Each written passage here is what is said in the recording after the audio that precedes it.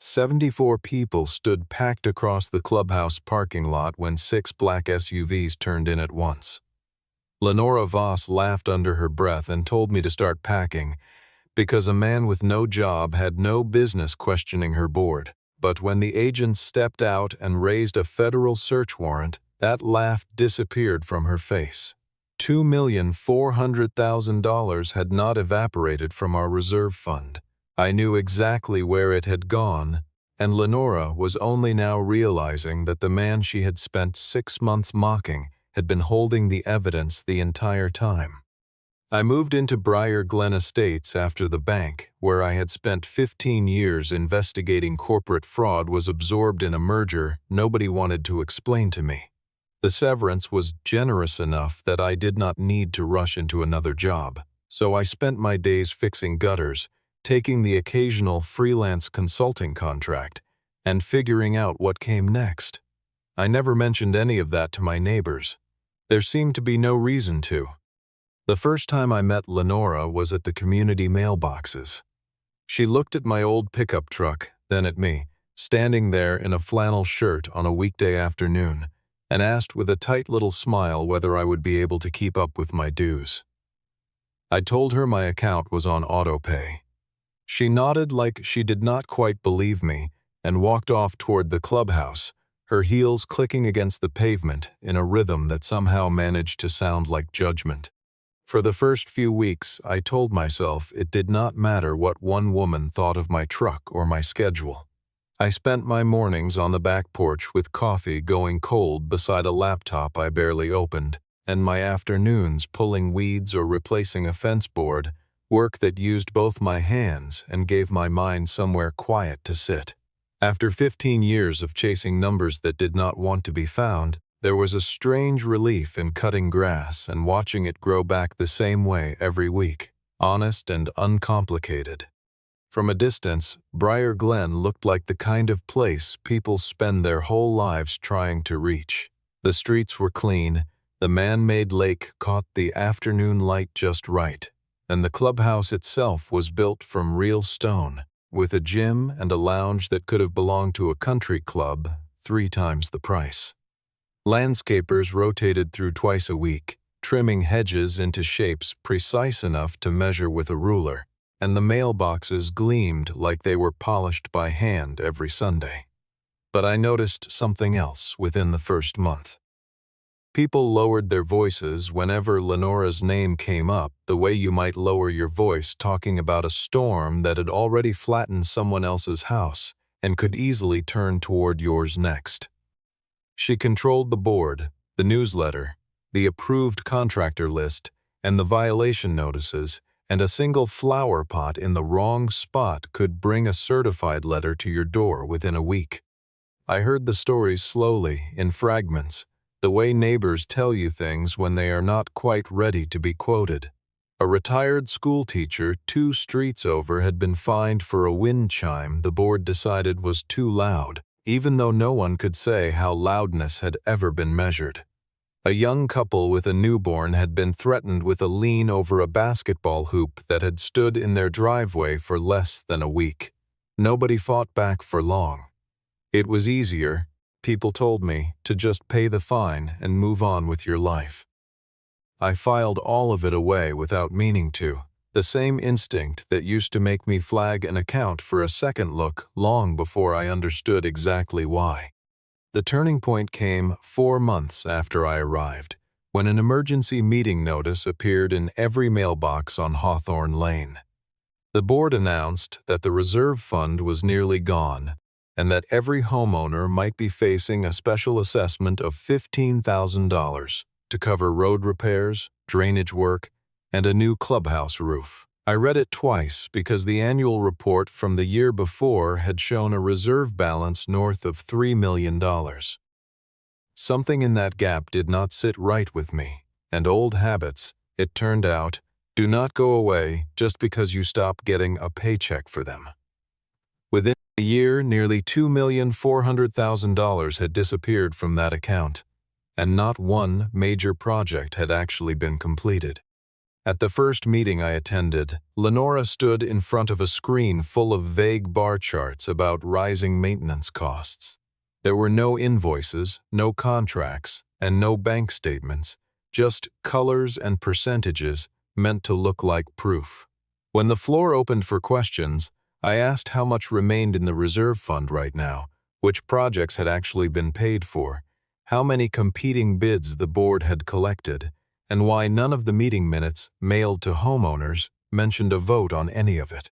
Lenora did not answer a single question directly. Instead, she asked how long I had lived in the community and whether I had any experience running a neighborhood worth hundreds of millions of dollars. Then she looked out at the room and said that a man without steady work probably should not be lecturing capable women on how to manage money. A few people laughed out of discomfort. Most stared at their laps rather than meet my eyes. I did not correct her about my career. I simply requested copies of the bank statements and contracts under our legal right to review association records, submitted the request in writing, and left. Claudia Nance, the vice president, jumped in before I reached the door, accusing me of trying to intimidate women who volunteered their time for the neighborhood. I understood exactly what they were doing.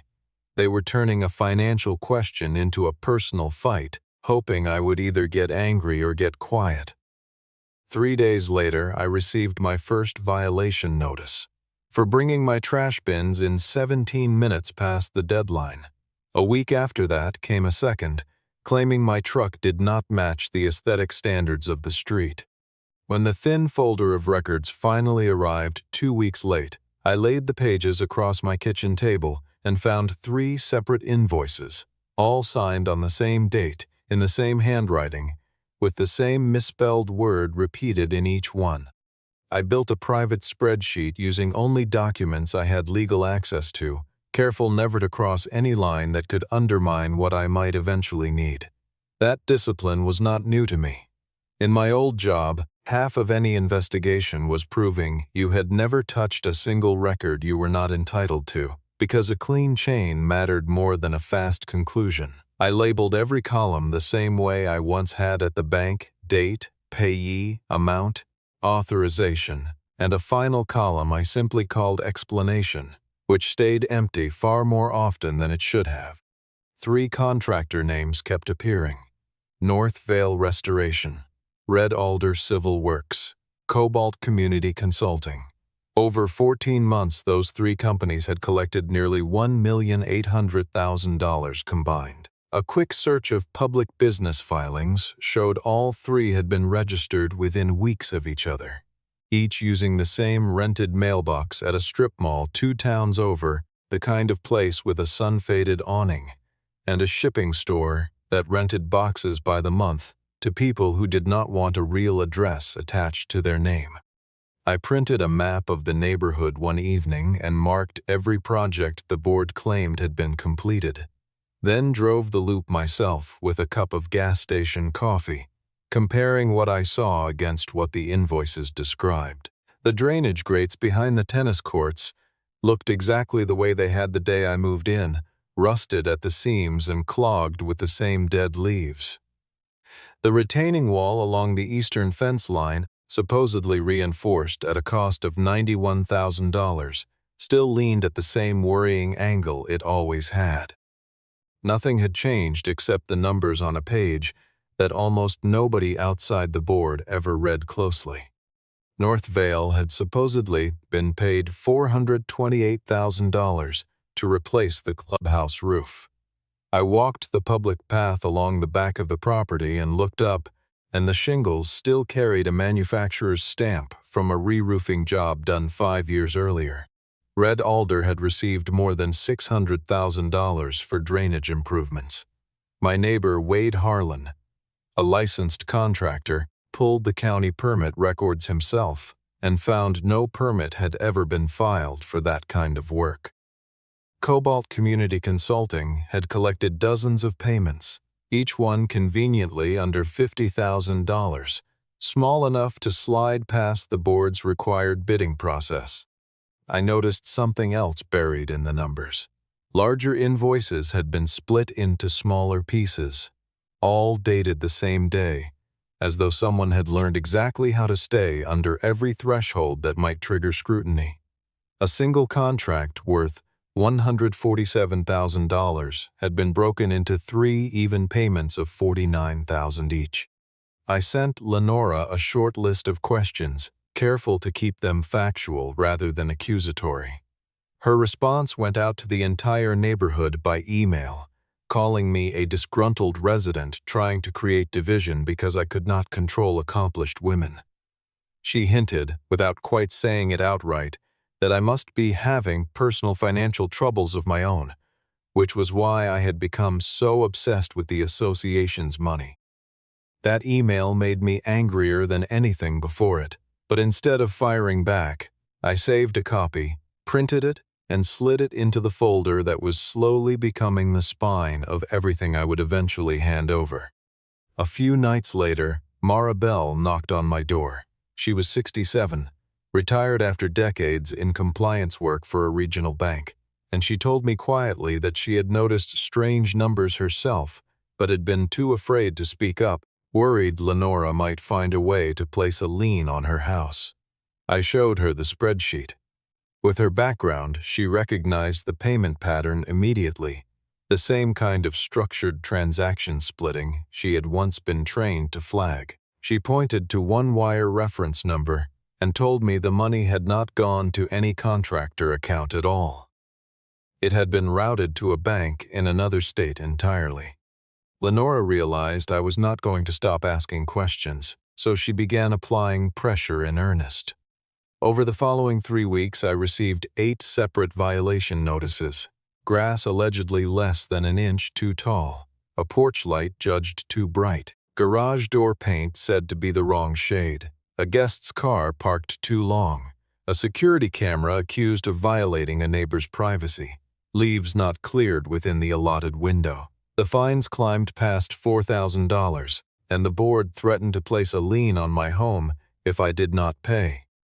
Each notice arrived in the same cream-colored envelope, printed on the same letterhead, dropped through the same L slot, and each one felt less like a genuine complaint and more like a message written specifically for an audience of one. I kept every envelope in a labeled folder, along with a photograph of the supposed violation taken the same day, because I had learned long ago that the person keeping the cleanest records usually wins in the end, even when it does not feel that way in the moment. Some nights I sat at the kitchen table, sorting through those photographs, and found myself almost admiring the discipline behind the harassment, the same way you might grudgingly admire a con that was well built, even while recognizing exactly how much damage it was designed to cause. Lenora even showed up at my front door one afternoon with Devlin Shore, the property manager, standing beside her, and told me that men like me tended to become dangerous once they had nothing left to control. I stayed calm, let the doorbell camera record everything, and told her from that point forward, any further communication would need to be in writing. Meanwhile, Claudia spread word through the neighborhood that I was preparing to sue the entire association and drag down every property value on the street. A few neighbors stopped waving when I passed. Mara suggested we go public with what we had found, but I told her the truth was that what we had proved so far was only that the reports were dishonest, not who had actually taken the money. I kept digging into where the transactions actually led. I found several payments approved on dates when the board had never held a meeting at all. Darren Kells, the secretary, later added minutes to the online portal to cover the gap, but the file metadata showed those documents had been created weeks after the date printed at the top. Wade brought me time-stamped photographs of the areas supposedly renovated, and there was no equipment, no crew, and no material staged anywhere in sight. I filed a formal complaint with the state agency responsible for homeowner association oversight. The response came back a week later, calling it a civil dispute outside their jurisdiction unless I could show clear evidence of a crime. Lenora somehow already knew the complaint had gone nowhere.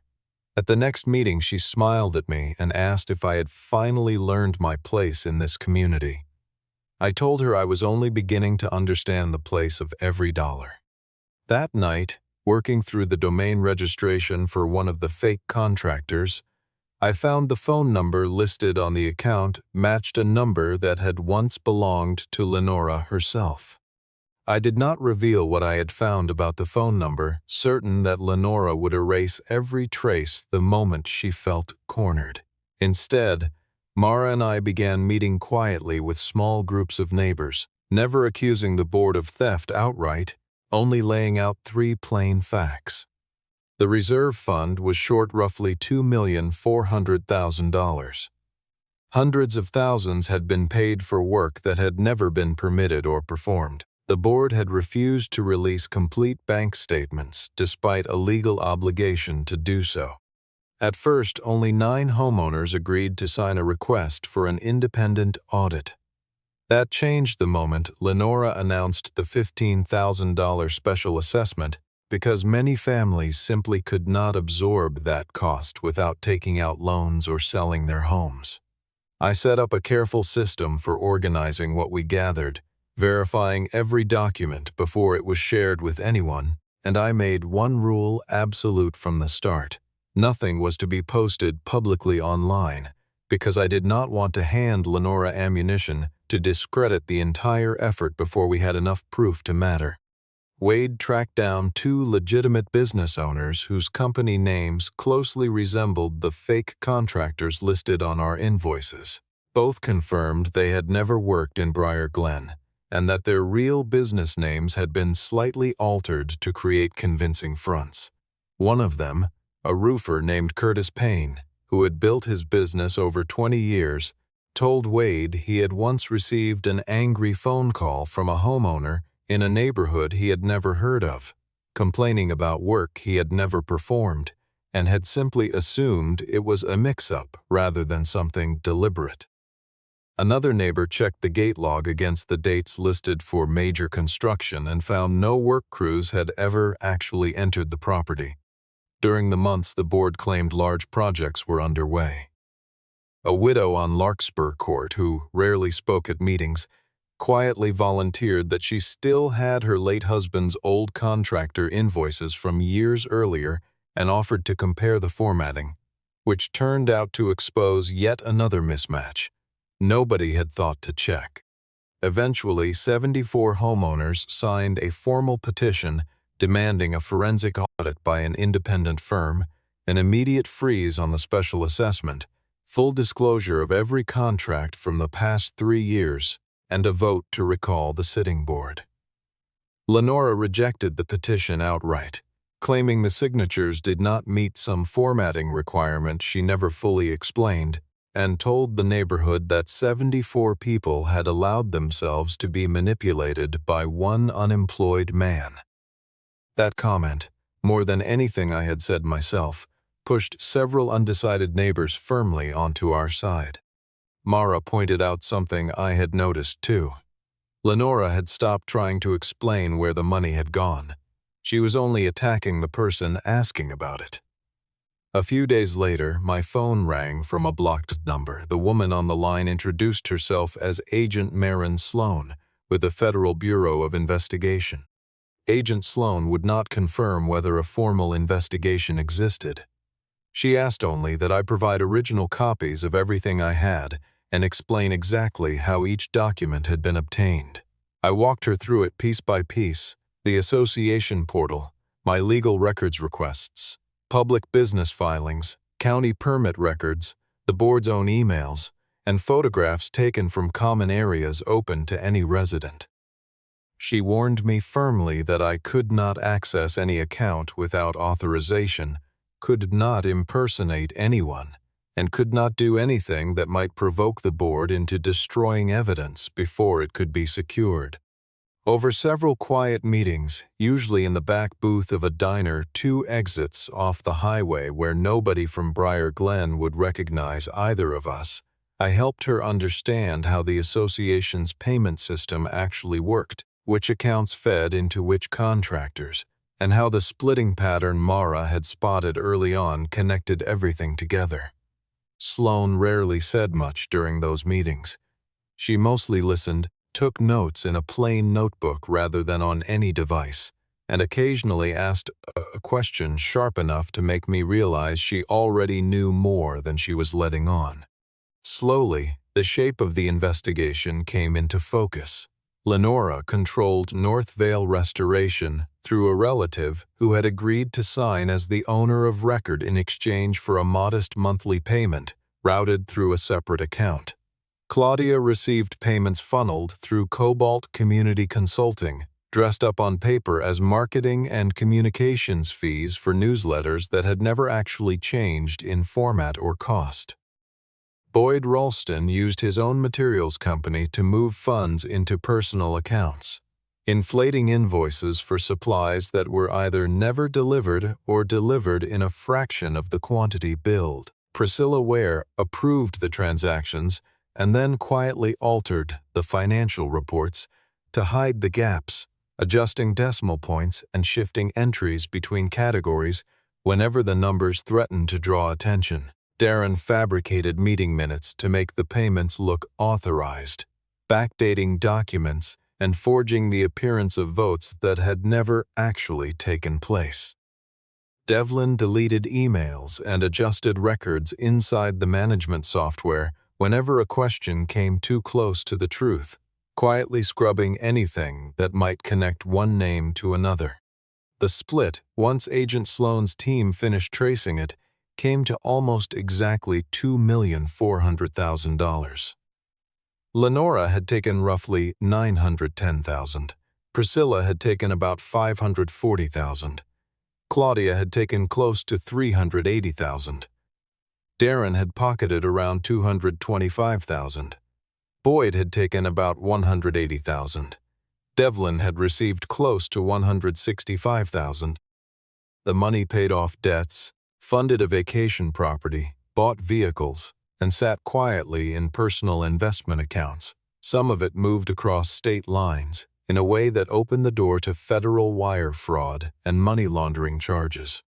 Agent Sloane asked me to keep behaving exactly as I had before, which meant continuing to attend meetings, accepting new violation letters, and pretending my complaint to the state had truly failed. Lenora, convinced she had won, sent notice of an emergency meeting to push through the special assessment, and added an item authorizing the board to pursue foreclosure against any homeowner who refused to pay.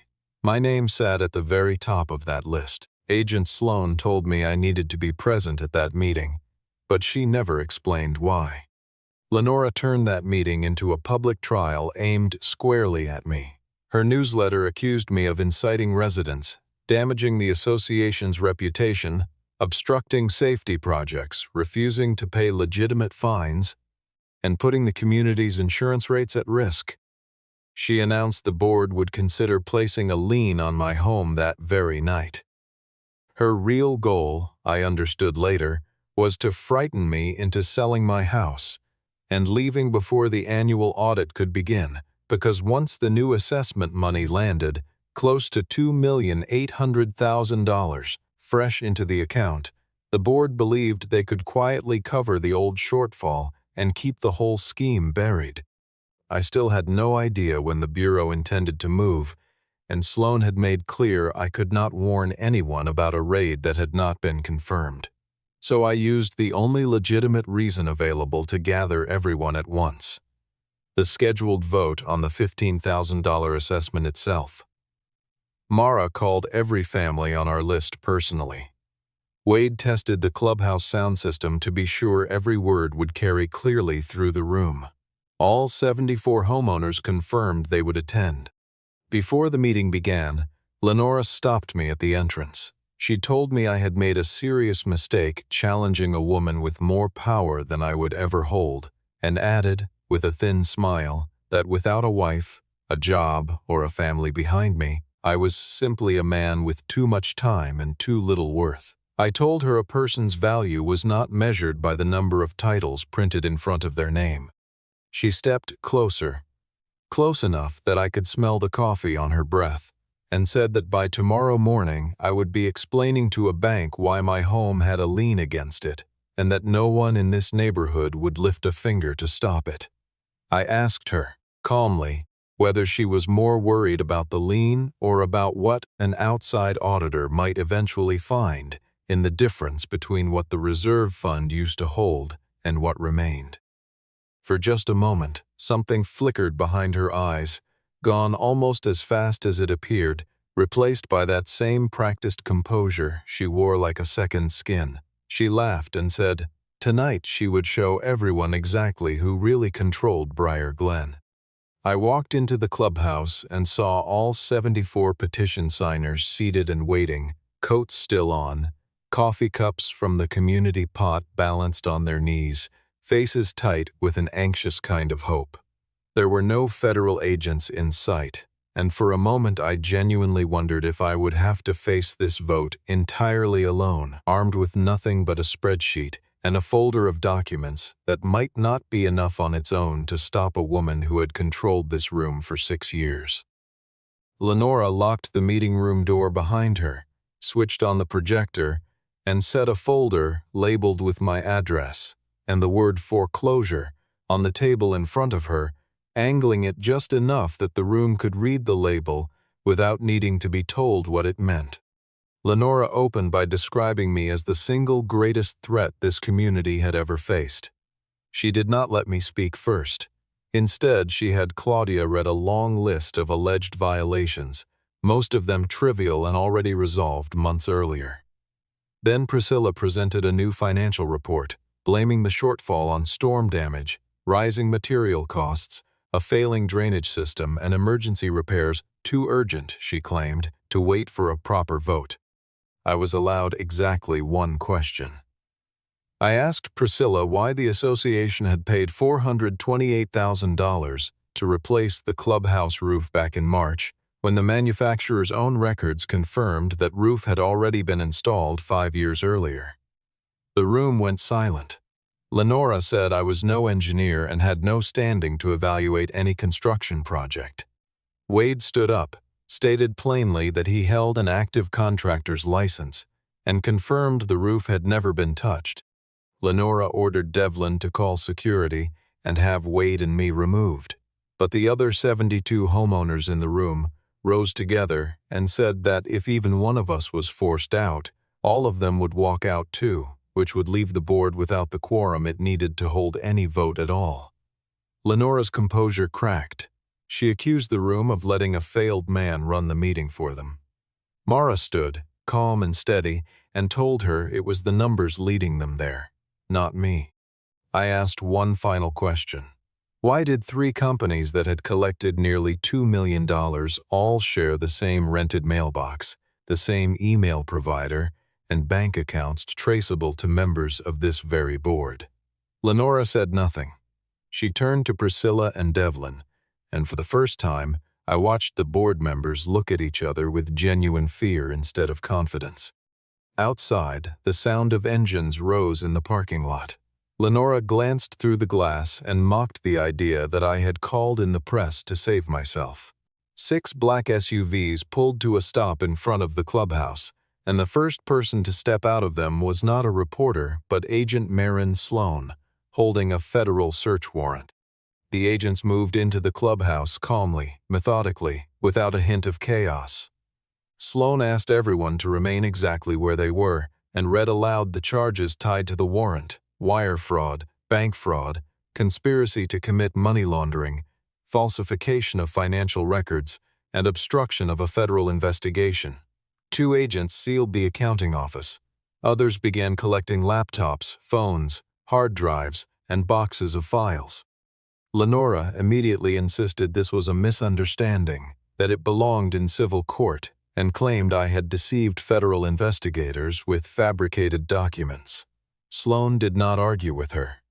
She simply asked Lenora to set down her phone. Priscilla began to cry and asked whether she could call a lawyer, her voice cracking in a way that made several homeowners near the front row look away out of something close to pity. Darren tried to explain, that he had only signed documents someone else had prepared, repeating the line twice as though saying it again might change how it sounded. Boyd stood frozen near the refreshment table, a paper cup still in his hand, staring at nothing in particular. Claudia kept repeating that she only handled communications, over and over, until an agent finally asked her to step aside quietly. Devlin edged toward the hallway leading to the server room before an agent stepped into his path and asked him, without raising his voice, to please turn around. Sloan announced that a federal grand jury had already approved a sealed indictment, and that this was not merely a search but included arrest warrants. Lenora turned to me. The smile was completely gone now. She asked what I had done. I told her I had simply done what she once said a man like me was not smart enough to do. I read the financial reports. The board members were let out one at a time, without a struggle, without raised voices. The silence from 74 homeowners made that walk feel heavier than any argument ever could have. I watched Wade reach over and steady an elderly neighbor whose hands had started to shake, and I watched Mara stand perfectly still near the doorway, her arms crossed, her eyes fixed on Lenora the entire time, as though she needed to see this moment happen with her own eyes to fully believe it was real. Lenora tried to hold on to her composure until she saw agents carry out a box labeled North Vale Restoration, followed by a second box, then a third, each one stamped with a company name that had existed only on paper and in a rented mailbox 2 towns away. In that moment, she seemed to understand this had never rested on my word alone. The Bureau had followed the bank accounts, the emails, the tax filings, and every transaction that crossed state lines on its own, building a case far wider and far more patient than anything I could have assembled by myself from a kitchen table spreadsheet. As she passed me, escorted by an agent who kept one hand near her elbow without quite touching her, she whispered that I had destroyed Brier Glen. I told her the community had already been destroyed the moment she decided our money belonged to her. She did not answer. For the first time since I had known her, Lenora Voss had nothing left to say. The car doors closed while 74 homeowners stood outside the clubhouse, watching the board they had feared for years being driven away. In the weeks after the raid, court filings gradually revealed the full scope of what had been happening. Lenora and her accomplices had been siphoning money for more than 3 years. It began small, a single fabricated invoice worth $38,000. And when no one asked a single question, the amounts simply kept growing. They had learned that most homeowners rarely read a financial report closely, and that anyone who did could usually be silenced with a fine, a lien, or a threatening letter from an attorney. Lenora had used her own assumptions as a weapon. She tended to view men who pushed back as aggressive, uninformed, or emotionally unstable, and in my case, she assumed a jobless man living alone would be easy to isolate. Her biggest mistake was never bothering to learn what I had actually done for a living before I moved in. The indictment laid out the mechanics in detail. 17 fabricated contracts, 31 transactions routed across state lines, 9 falsified meeting minutes, more than 2,000 deleted emails. A special assessment designed specifically to cover the hole they had already dug. Fabricated fines used deliberately against homeowners who dared to ask questions. Reading through the filing, I found a strange kind of clarity in seeing every suspicion I had carried for months laid out in cold legal language, stripped of the doubt that had followed me through every sleepless night I had spent staring at that spreadsheet. A federal court froze the defendant's accounts and remaining assets. The association's insurance carrier agreed to advance part of what had been lost, and an independent administrator was appointed to run Brier Glen while the case moved forward, sitting in on every meeting for nearly 6 months until the community had rebuilt enough structure to stand on its own again. Every fine ever issued against me was reversed. The lien that had been prepared for my home was declared void. Lenora initially refused to plead guilty, but once Priscilla and Devlin agreed to cooperate, handing over emails and recordings from closed-door board sessions, the weight of evidence became impossible to fight. She eventually pleaded guilty to wire fraud and conspiracy to commit money laundering in exchange for having several other charges dropped. I never felt much satisfaction watching the sentence get handed down. What actually mattered to me was that not one family in Brier Glen ever had to pay that $15,000 assessment. A year later, I was invited to walk back into the clubhouse for the first time since the morning of the raid. Brier Glen held its first meeting under an entirely new board inside the same clubhouse, though very little else about the place remained unchanged. The accounting office now had glass walls, dual authorization on every transfer, and financial records posted online where any homeowner could review them at any hour. The reforms were straightforward. Any contract above $25,000 required at least 3 competing bids. 2 independent members had to approve every outgoing transfer. Bank statements were published monthly for the entire community to see. Board terms were limited, so no one could entrench themselves the way Lenora once had. Homeowners gained a standing right to attend financial meetings. An outside auditing firm was rotated on a fixed schedule, so no single company could grow too comfortable. And the association was barred from ever again using fines as a tool of retaliation against anyone who asked a difficult question. Mara Bell was elected interim president, and she ran her first meeting with a plainness that felt almost radical after 6 years of glossy slideshows and vague percentages. She read numbers straight off the bank statement, out loud, line by line, and invited anyone in the room to stop her and ask a question at any point. Nobody had ever run a meeting that way before, and it took a few minutes for the room to understand they were actually allowed to interrupt. Wade took over the Construction Oversight Committee, and one of his first acts was posting photographs of every ongoing project on the community bulletin board, updated weekly, so no homeowner would ever again have to take an invoice on faith. I was offered the treasurer's position but turned it down, since I had no interest in handing Brier Glen a single powerful figure to replace the last one. Instead, I agreed to sit on a broader oversight committee made up of several homeowners together, because the whole point had never been about which person held the keys. It had always been about making sure no single person could ever hold all of them again. Roughly $1,800,000 was eventually recovered through frozen accounts, seized assets, and insurance payouts. The rest became a restitution obligation the defendants would carry for years to come. Lenora's vacation home was sold at auction. Her car and investment accounts were seized, but I found I was not particularly interested in dwelling on what she had lost. What mattered far more to me was that neighbors who had once been too frightened to speak up in a meeting had learned, permanently, to ask for proof before believing anyone. After that meeting ended, I stood alone in the parking lot, right where those black SUVs had once pulled to a stop. The asphalt still carried a faint outline where the tires had sat for hours that morning, a mark I doubted anyone else in the neighborhood had ever noticed. Mara walked over and asked whether I regretted staying quiet about my old career for as long as I had. I told her that if Lenora had known from the start what I used to do for a living, she might have been far more careful, and it was exactly that contempt of hers that left every trace of the scheme sitting right out in the open for anyone patient enough to look. Wade joined us a few minutes later, still carrying the folder of committee notes he had brought to review before the meeting, and he said something I have thought about often since. He said Brier Glen had not needed a hero to fix itself.